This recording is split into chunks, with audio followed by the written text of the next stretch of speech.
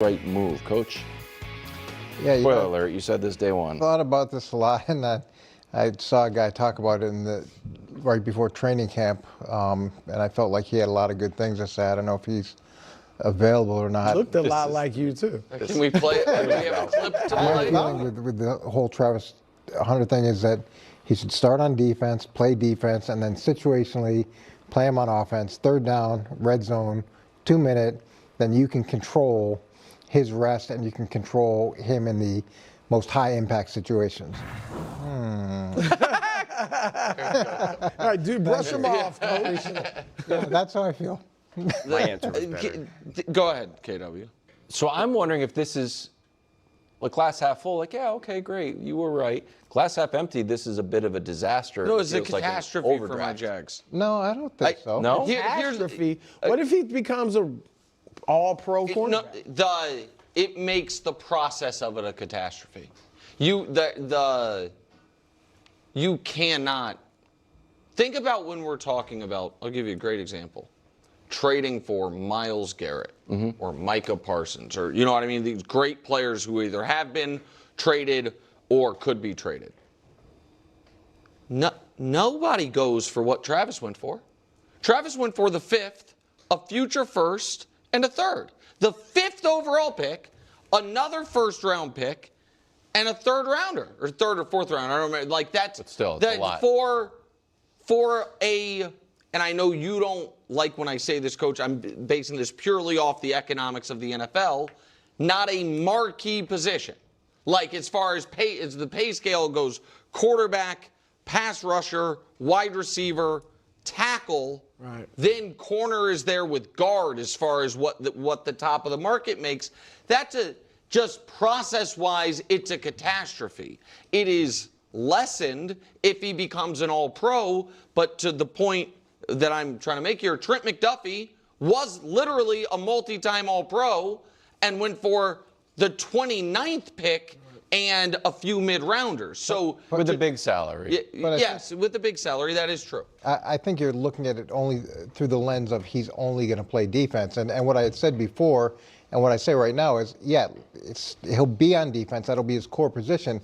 But if then you use him in the red zone or in 2 minute or on third down and you're getting meaningful plays out of him in that situation, then it makes sense. They've just switched the formula from offense first with a little bit of defense to defense first with offense. And if he's impactful on offense, now you're still getting to the same sort of general formula that they were value that they were looking for.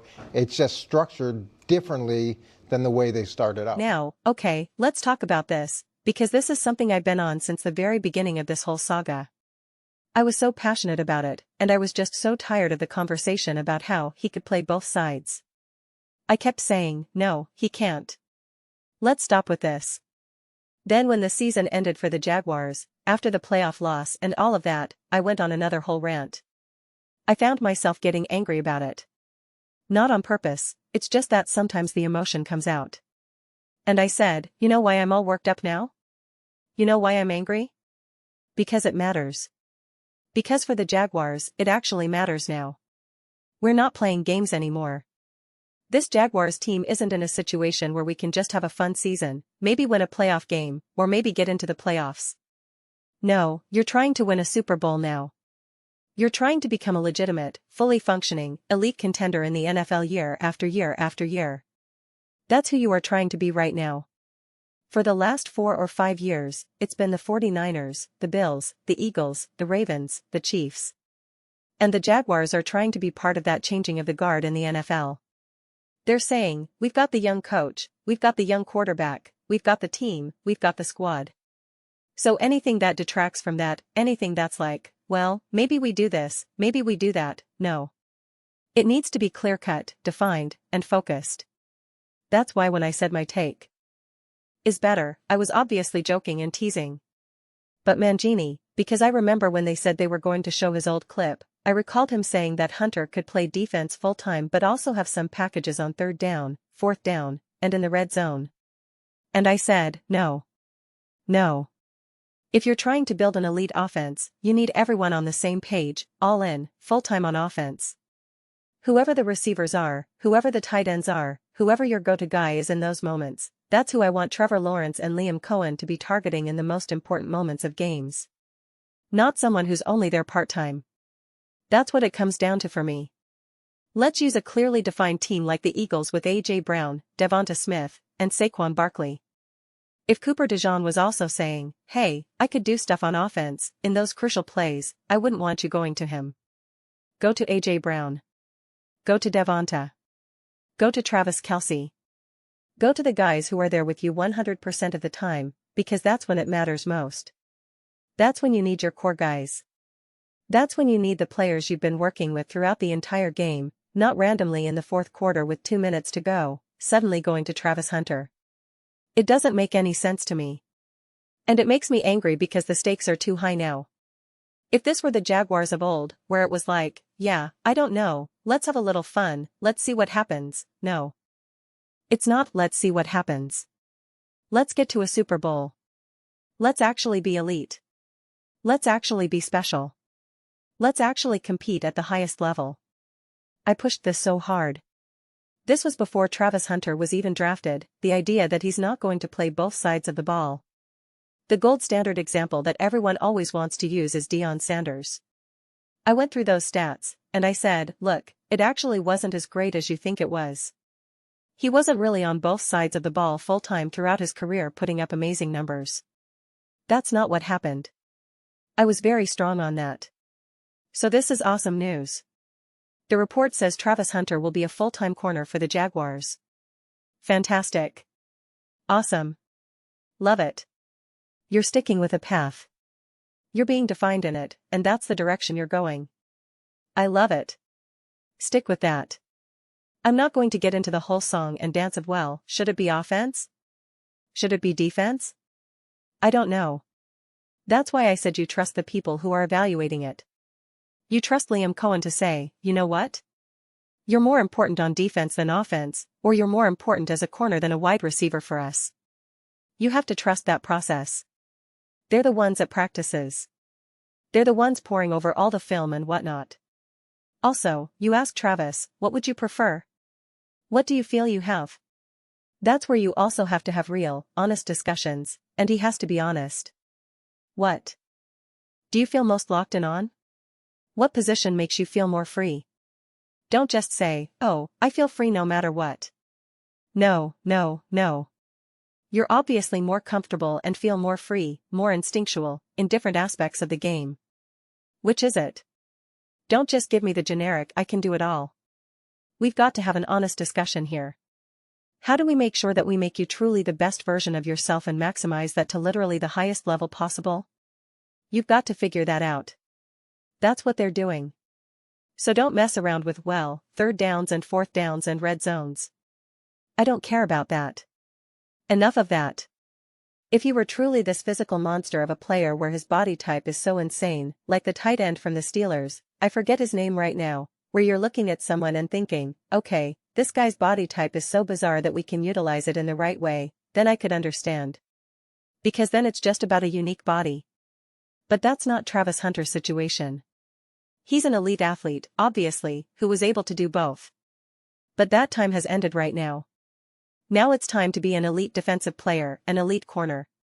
Now, regarding the whole disaster of the draft, I'm not going to spend too much time on this because I think we just love to use the biggest, boldest, grandest language possible. It's certainly not ideal to give up that amount of draft capital and do what they did for Travis Hunter. IGE. That. But at the end of the day, if he ends up being an elite defensive player and a legitimate foundational component of this team, then it doesn't matter.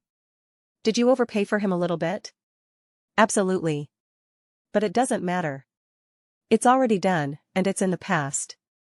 Also, I think the way Nick is talking about it, 5th overall pick and all that, is a bit misleading. I'm pretty sure the Jaguars traded up. So it's not like they spent a 5th overall pick in the sense of giving up something they didn't have. They drafted him right where they would have wanted to if they were even in that spot. I think they traded with the Cleveland Browns, right? I'm pretty sure.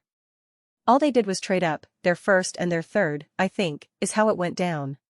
So the way it's being phrased seems a little more misleading to me. It's really like you drafted him whether it was first overall, second, third, fourth, or fifth. It was your first pick in the draft that year, last year. Right? Last year?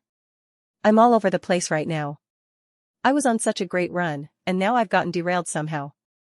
You're in the first round. You use that pick. That's totally fair game to use, and it's not like you wouldn't have used it on Travis Hunter at the time whether he was a one-position player or not. That's totally fair. So what you really gave up was an additional first-round pick and that third. That was the price. I don't see using your first pick in the draft in the first round as a price. Because that's just how it works. That's the money you're spending on a player at that moment in time. I think that price concept is relevant when you have to get someone in free agency, because you're not actually physically using that draft pick, and now you're giving up 2 firsts and paying the player $150 million or something. That's when it's relevant. But when you're trading within the draft, we have to be a bit more precise about what we're saying. Because otherwise, any first-round pick is like you spent a 10th pick on him, and it's like, well, yeah, that was our pick, and that's who we drafted. Let's not act like that's crazy. If it was a kicker or something, then I could say, all right. But literally in the first round, 1 through whatever, there's no set rule. This would make a bit more sense if there was a set rule that within the first 5 or first 10 picks, you never pick a corner. Everyone knows it has to be offensive tackle, quarterback, wide receiver, nothing else. But because Travis Hunter could do 2 things, you're saying, well, we could break that rule now. Then sure. But that's not the situation. So I hope that made sense. I know I fumbled a little bit earlier, but I scooped it back up, and I think I got into the end zone. So yeah, I just don't think it's a disaster. Is it a bit of an overpay? Sure. But I like that they're not playing this game anymore. They're focused. They're doing what they need to do. Don't leave the door open. UST don't think that ultimately goes anywhere productive at the end of the day. In terms of we could still utilize him on 3rd down, what about the actual wide receiver 2 and wide receiver 3? Go to them.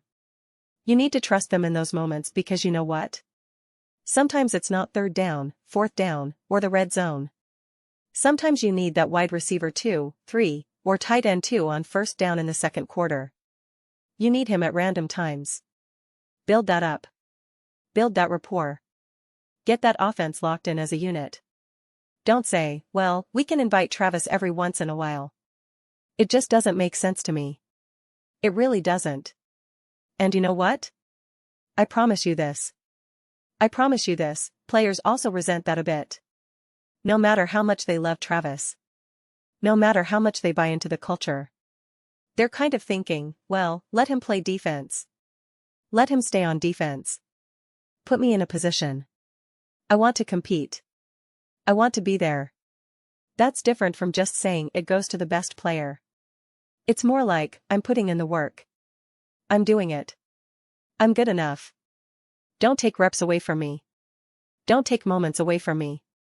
I promise you that there's a feeling of, yeah, I get it.